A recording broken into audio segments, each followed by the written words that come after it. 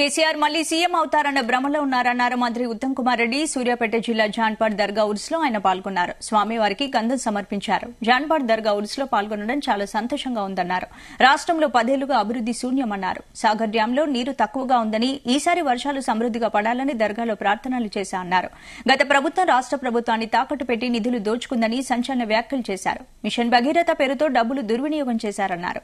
Machine Bhagiratha success అయితే కృష్ణానది ఒడ్డున ఉన్న గ్రామాలకు తాగునీరు ఎందుకు రాలేదన్నారు. 25 గంటల కరెంట్ అనేది రికార్డుల్లో అంతా బూటకమని తెలిసిందన్నారు. మళ్లీ సీఎం కేసీఆర్ అవుతారని భ్రమలో ఉన్నారని కీలక వ్యాఖ్యలు చేశారు. By by KCR, by by KTR, ఇదే రాసి పెట్టుకోండి అంటూ ఆసక్తికర వ్యాఖ్యలు చేశారు ఉత్తమ్.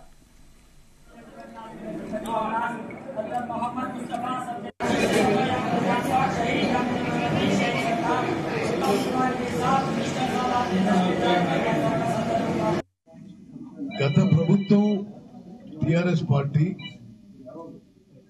మిషన్ భగీరథ అని చాలా అట్టహాసంగా, చాలా ఆర్భటంగా, చాలా ప్రొపగాండా, చాలా పబ్లిసిటీతో 40,000 కోట్ల రూపాయలు మనందరినీ తాకట్టు పెట్టి, మన పిల్లల్ని వాళ్ళ పిల్లల్ని తాకట్టు పెట్టి 10-11% ఇంట్రెస్ట్ లో రుణాలు తీసుకొచ్చి మేము అందరికీ మంచినీళ్లు ఇస్తున్నాం, సోర్స్ క్రియేట్ చేస్తున్నాం, పైపులు వేస్తున్నాం, ఓవర్ ట్యాంకులు కడుతున్నాం, విలేజ్ లో ఇంటర్నల్ పైప్ లైన్ వేస్తున్నాం, ప్రతి ఇంటికి నల్లా ఇస్తున్నాం అని చెప్పి ప్రగల్భాలు పలికారు.